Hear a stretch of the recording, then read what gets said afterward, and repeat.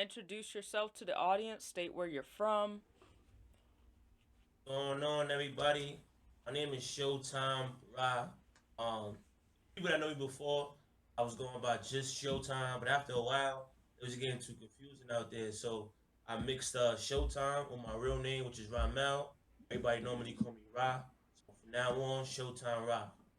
Harlem, New York. Big ups, New York City. Big ups to the five boroughs. Going on. Awesome, awesome. I was wondering why you added the raw at the end because I think when I first found you, you just went by Showtime. That makes sense now. Um, Yeah. So happy to address that here. It was just once I started, building up my catalog, I was competing with other Showtimes like on the Spotify's, the Apple Music's, the YouTube's. The name is real significant. We probably gonna get into it at some point, but I wanted to, just separate myself from anybody else out there that had the name Showtime. So, Showtime Ra was just an easier way for people to find me on all platforms. right. Hey, that's the main thing. I was just talking to another artist in an interview about the same thing with their name. They was like, they just want to make it easy for people to find them. They don't want, uh, they wanted to have like an authentic. They wanted to have an authentic name to where it's easy for people to find them compared to, other rappers having similar names and it's hard. But what influenced you to get into music? So when I was young, I always was into music. Just growing up all in New York City, I spent a lot of time in the Bronx as well. Hip hop is like the air we breathe. It's just normal. Like everybody's outside freestyling. You got the mixtapes and all that being sold all around you on 125th Street, Fordham Road, 149th and Grand Concourse. Hip hop is kind of like in our DNA out here in the city.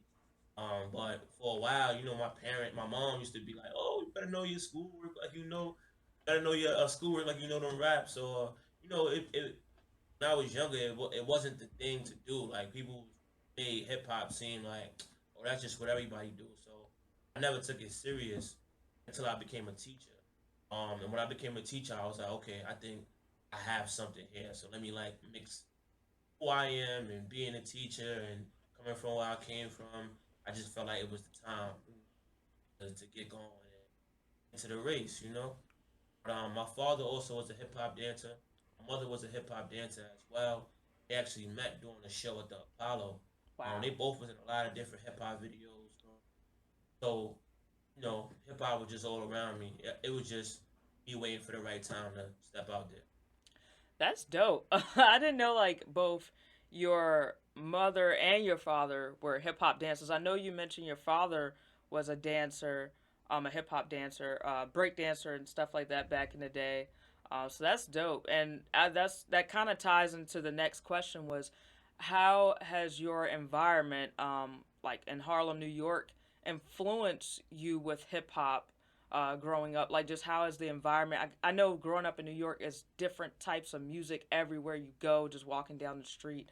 How has Harlem, like growing up in Harlem, inspired you with hip hop and stuff? I grew up in a neighborhood that's real close to the Apollo.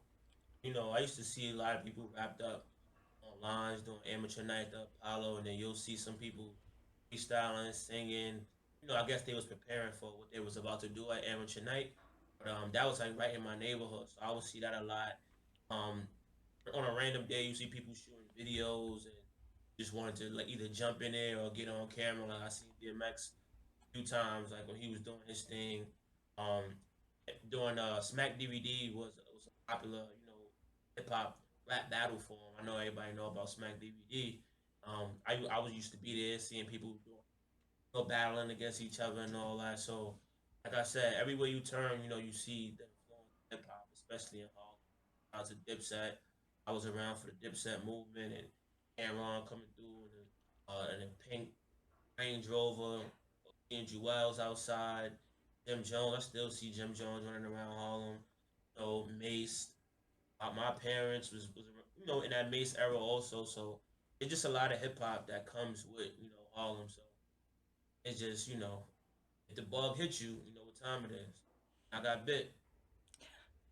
Yo, I feel that. Like, and that's just how New York is in general. It's like you walking around Manhattan area, all that. It's like that creativity is gonna hit you. You can't help it, let alone like Right. you growing up and just still living in New York. You're always gonna have creative avenues. It has it's a natural hustle mentality and drive, in like every New Yorker, but especially in like Manhattan area.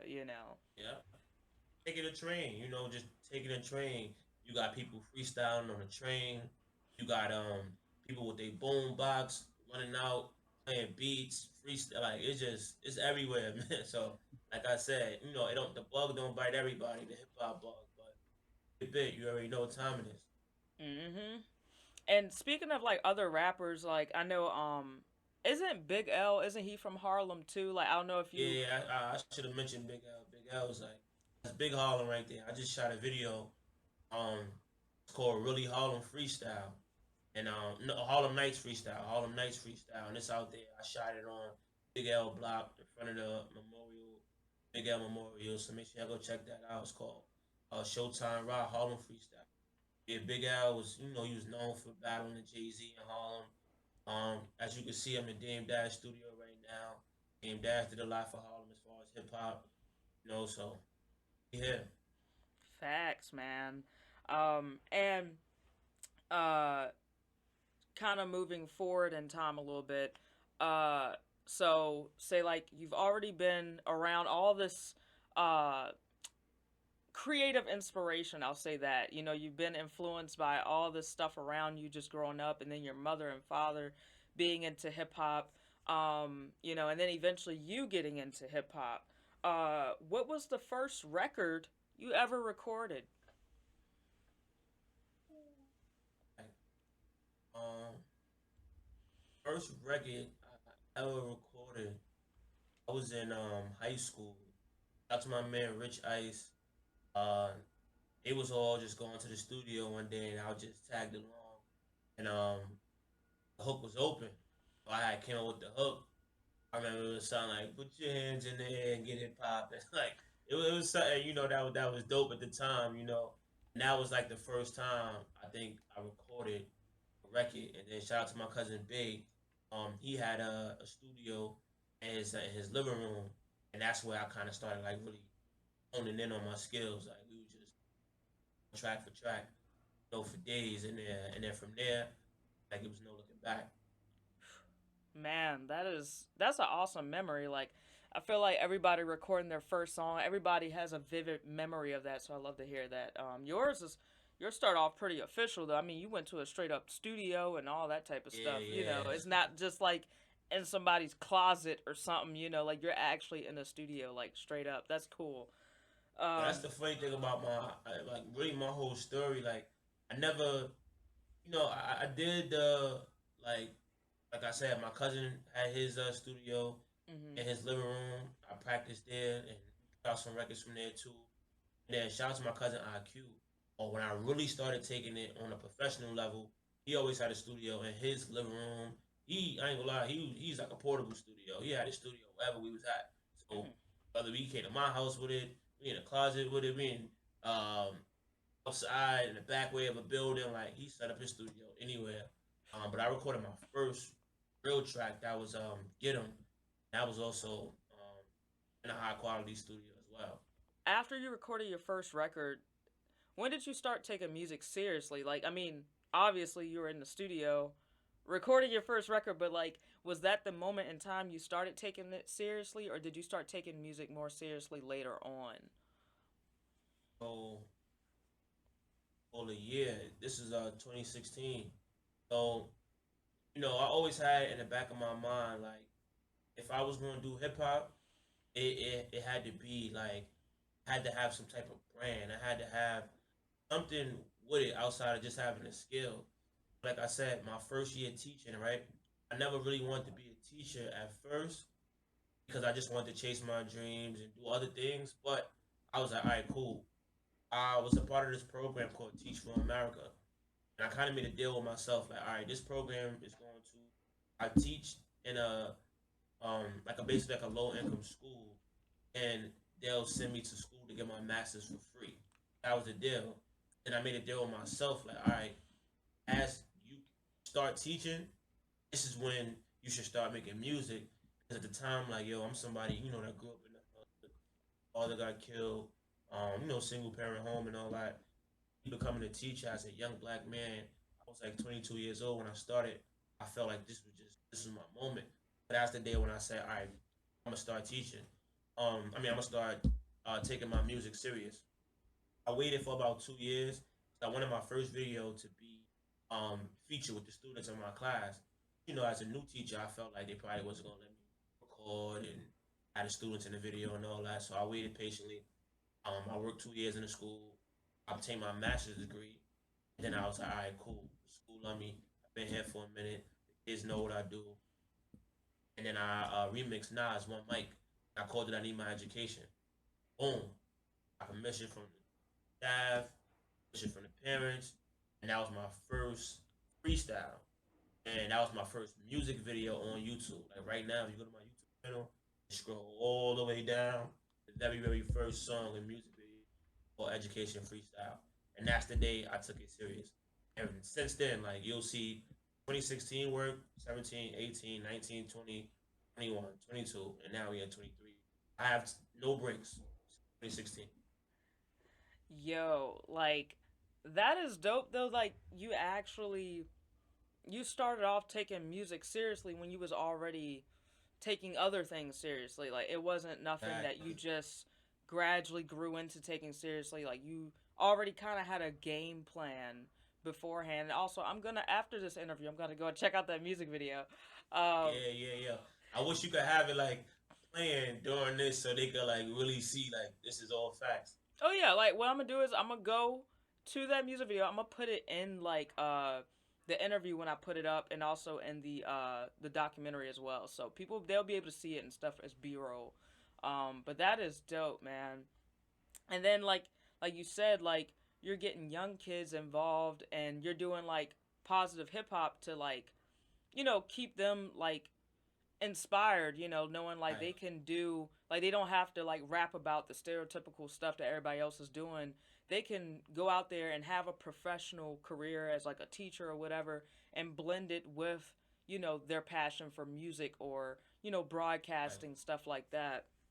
So that's really dope. I was positive from the start. Mhm. Start. Like it's a lifestyle. It's not nothing, Right. that you're faking or whatever. And so speaking of that, I noticed you talked about started 2016 on up. But I want to know how many projects do you have out so far? I'm the show volume one, two, three, four, five. Um, Legacy volume one, and then I had a bunch of mixtapes. Yo, I'm so sad that that Piff went away. Like I don't know if everybody know that out there, but this was new news to me. One day I'm like, yo, I want to hear my old, freestyles and my old mixtapes, and I go on that Piff, and there's no more that Piff.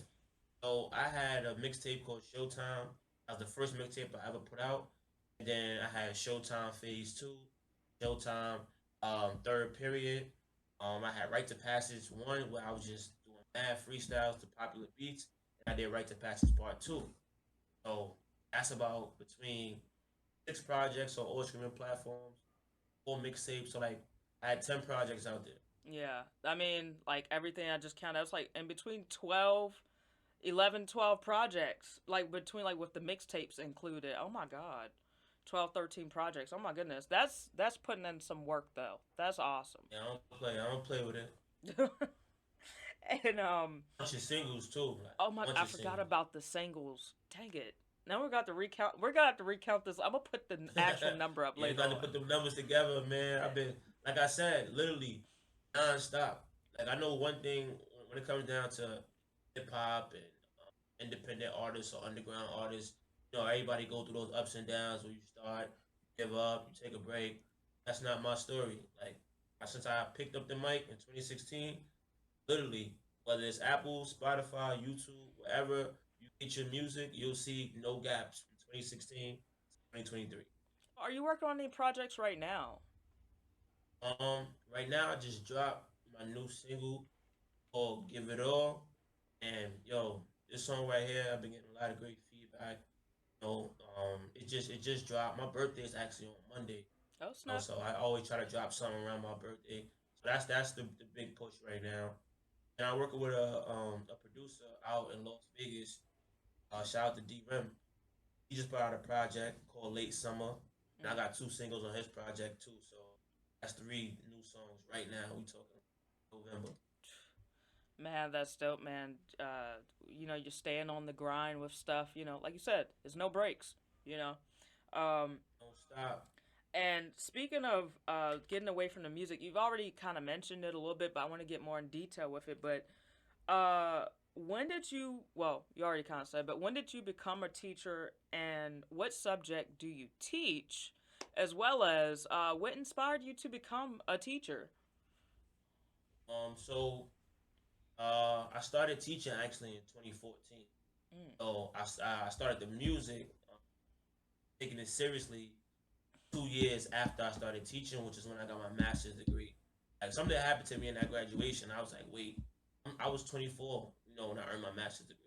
At this point, you know how I'm feeling. I'm in the crowd, I'm looking around, I'm like, yo, this is crazy. Like, I have a master's degree at 24 years old in teaching. That's why I had to go all out with hip hop. But we don't get into that. I was a little, upset when it didn't go how I wanted to go, like in the beginning, because I was like, yo, I'm from the hood. I've got a bachelor's, a master's. I'm rap. Like, what y'all doing? I'm teaching the youth. Y'all don't, But over time, I got to my third eye, and the consciousness started kicking even at a higher level when I really started realizing, oh, okay, I don't know if we're gonna take it there yet. But to go back to the question, I started teaching in 2014. I teach math. So I've taught fifth grade math, I've taught sixth grade math, I've taught seventh grade math. I was the dean of student culture at one point. So yeah, I've been doing it for a while now. It's actually been 10 years. This year is actually my 10th year in education. And what got me into education, honestly, was my college advisor.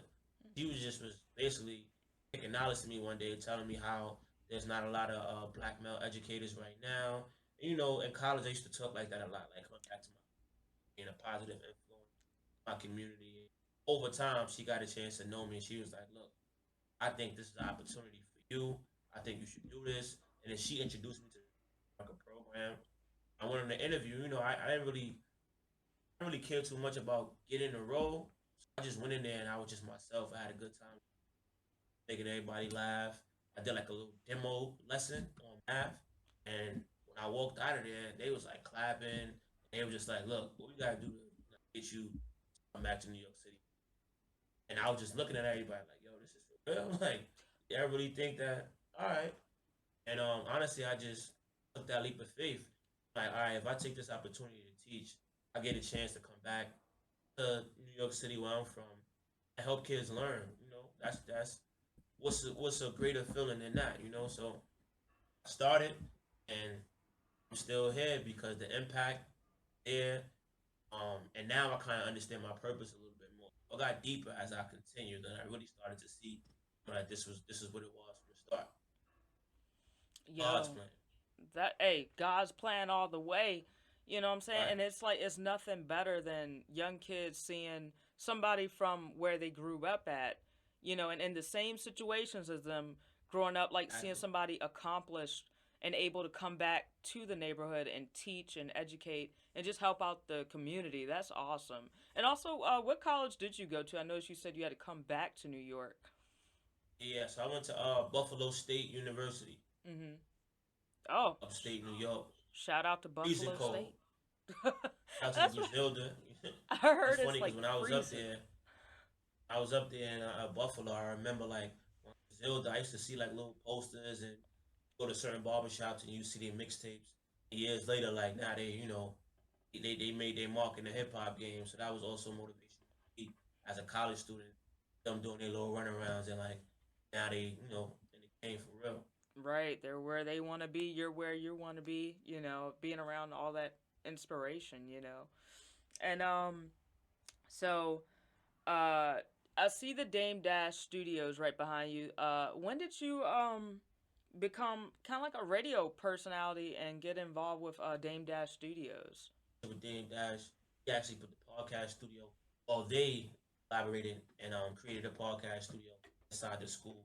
And I was already the teacher in the school that was known for making music and being in the studio and just doing these kind of things. So once they showed me the podcast studio, they just kind of like you want to do something with it, and from there, I just learned the game. You know me, man. I'm a lover of learning.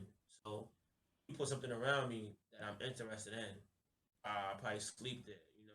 Not going nowhere. Like, how does this work? How does that work?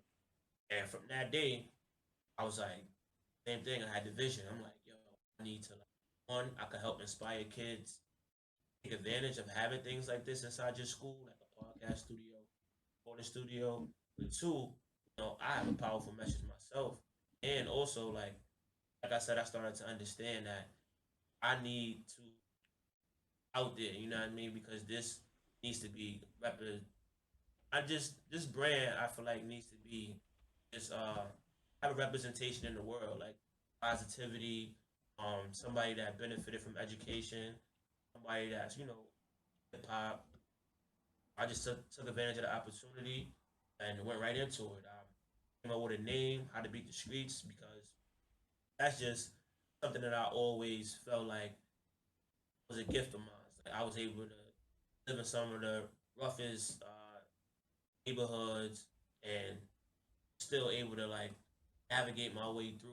I went through a lot of ups and downs, but education and staying focused, being a leader from the start, you know, helped me escape all the things that come with the streets. So I was like, how to beat the streets. That's gonna be my brand.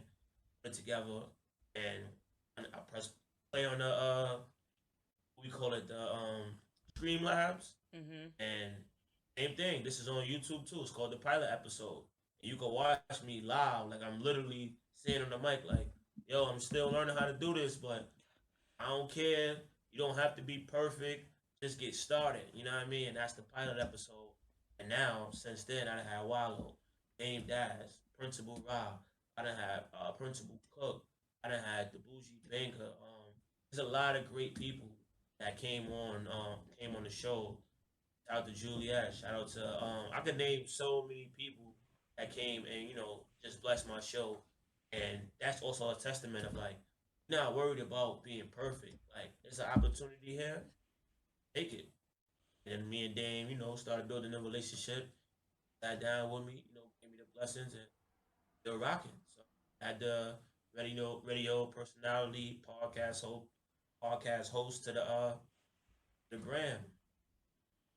Yo, that's what's up. And like you said, it's good that you're basing it around education. Like you took advantage of your education to get you that far. Because I ain't gonna lie, a lot of places around the country don't have a lot of educational opportunities. With their schools, like your school had like, the opportunity to like teach somewhere and then you grow from there. And then, you building a reputation where you're at building those relationships and bringing in, like you said, the podcast and all that to the school. That's awesome. Then the students can be exposed to media and stuff like that. Uh, um that may actually solidify some kids getting ready to go to college or whatever. They're like, you know what? I got some experience at Dame Dash Studio, using the podcast equipment. I want to get into like television broadcasting and stuff like that. So, or That's the radio. goal. Yeah. So, I mean, it works all the way around, so that's awesome. You can see how like when I say God's plan, like this is just a part of me staying the course. Mhm. Like I end up, working at this school. I had the relationship with Dame and me being from her, like it all just connected. So by the Mhm. time me and Dame even spoke, like I could tell from how he spoke to me that he already knew, like, all right, if you crossing my paths, it was supposed to happen. Like a lot of people that kind of had those heights already and got to those levels, they understand things on a different level. And I Mhm. could tell from when we first met, when he was talking to me, like I didn't have to be like, "Yo, man, I'm just trying to." Da, da, da, da. I have to pitch myself. He was already like, "If you in this room and you here, let's kick it. You know what I mean? And I was like, that was a powerful moment for me too. Realize like if you just stay down and stay, you know, focus on your pathway and you know what God has blessed you with, then look, it's coming. You know what I mean? It's not. I'm not on on top of the game and all that yet. Emphasis on the yet, but I understand now. Just stay the course. You know what I mean? That's why Yep. you see me. I'm doing this great interview with you. I'm going to the studio tomorrow. I'm shooting a video on Saturday. I got my lesson plans in my book bag. Like everything that I'm doing, I'm gonna do at a high level because I understand like this is how it's supposed to be. Yep. Like everything that's God's plan is always gonna flow. It's just always gonna Right, come together. It may take longer, but it's gonna right, always come together. You know what I'm saying? Like my dad always say, don't be worried and well doing. Just stay focused, stay doing you, and let your work speak for you. You know, and that's something that that's you a gem. definitely do. You know. Yep. But last word. I mean, last question. Not really a question, but any words of wisdom or anything you would like to share to people watching, any younger people that are checking this out. Any words of wisdom that you would like to share. Um, Follow the signs.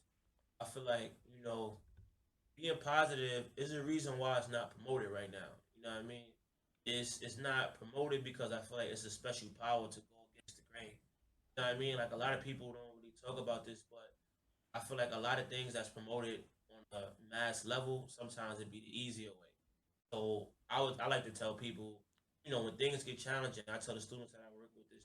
I tell the students that I work with this all the time. Like, if something is challenging, that's the thing that I want to do even more. I know that's the thing that's going to give me a greater reward. So Mm-hmm. that'll be my message or my gem to give to the people. Like, stay the course, but also don't shy away from the challenging work. Like, if it's aligned to your pathway, and I would get excited, like, oh, this is hard. Yes, because I already know what's about to happen. Like lessons is coming. You know what I mean? So especially if you're choosing a positive route, like this is like to me, it's like a no brainer. I don't even worry no more about quote unquote making it. I already made it. You know what I mean? Like I'm doing what I like to do, helping my people, take care of my family. So anything else is a plus, especially when you come to projects like we talked about it earlier. My father got shot and killed when I was 8 years old. So a lot of people wouldn't think that I would be here right now. So Mm-hmm. I'm somebody who's serving as an example. You know what I mean? And the more I do, the more example that I get to show to people, like what could happen if you get a course, but also positive. Right. And, that's another thing I wanted to speak on. Like you said, a lot of people wouldn't even think that you would make it to where you are due to, you growing up, with your father passing away so young and all that. Especially during that time, it was like the statistic of a young black man growing up past the age of 18 or 21.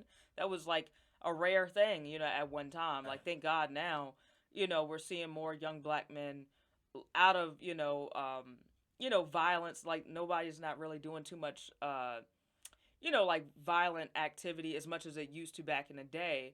However, right. I wanted to know, where'd you get your name Showtime from? Because I think you said you got it from your dad or somebody like that. Yeah.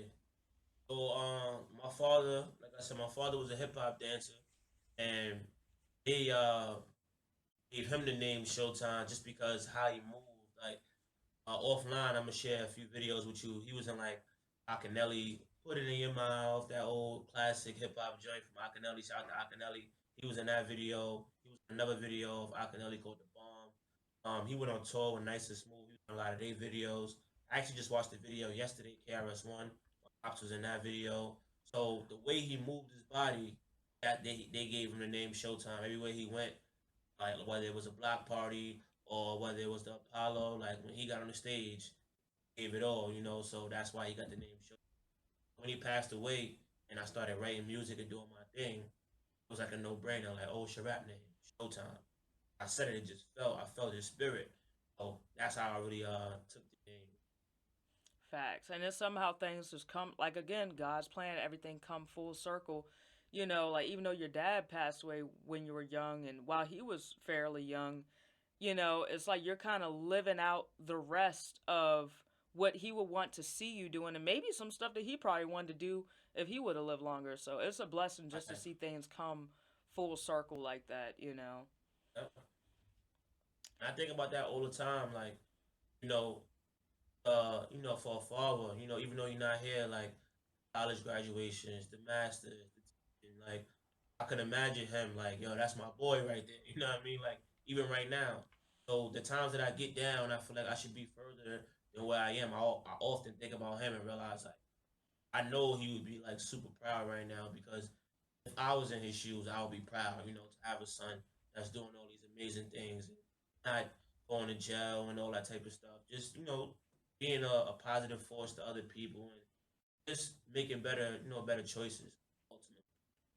Oh, for sure, man.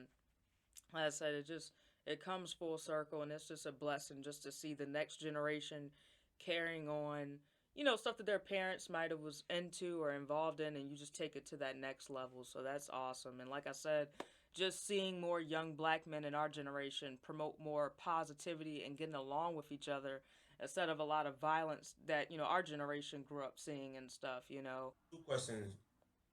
What's your favorite song that you heard me record? And also, how did you get introduced to me? Um. Oh well, I found you on Instagram. I think through um, just I don't know if I found you through like an Instagram advertisement or if you just popped up in my recommended. But yeah, I'll hum the rhythm to you of that song because I want you to know the song. I'm sorry, but it's like ride with me, down with me, something. Oh man, Show you how it's supposed to be. yeah. Let me show you. Yeah, oh my god. It's so I can't find that song to save my life anywhere. Let me show you. Yeah. Let's go. Let me see That's if dope. That video's on YouTube right now too. Yeah. I may have to Shout out go to to D. YouTube Remember and the listen to it. production. Oh, okay, I see it. I see it. Okay, it's under somebody else's name. D. With D Rem, the Remsen, producer. yeah. That's why okay, I'm gonna add this to my cause this is my jam. Oh my god, I love this I love this song. I was so upset when I couldn't find it. I was like, what happened? Okay. Shout out to D Remsen as well. That was oh my god, just the production of it. Then the music video is just so professional and just classy. It's such a classy modern hip hop R&B style song. I freaking love that song. Oh my god, I'm They a need you to be an A&R, man. Help save the game. like I love. That's what I be wondering sometimes. Like, where are the people in those high positions that just want to hear, good vibes, good energy? It seems like there's no one in there voting for the good, the good energy. Oh, they don't exist no more. Y'all Cool. can find me on Instagram, Showtime 212. I also have my podcast page at How to Beat the Streets with a two, How to Beat the Streets. And the biggest platform, I'm trying to get everybody to come by with me on YouTube, on Showtime. I build a great catalog on YouTube, and I would love for people to come on my YouTube channel, subscribe, shop around, see what you like. A lot of dope vibes, dope conversations, just a lot of great things going on. Still on all streaming platforms as well. Showtime Ra, a new catalog, all brand new songs, all under Showtime Ra. Get in tune, man. Listen to one, listen to 60. There you have it. Dope. Everybody, y'all go follow him on YouTube, Instagram, main platforms. Y'all go and support, go and watch his podcast, and check out all of his music. Everything is great.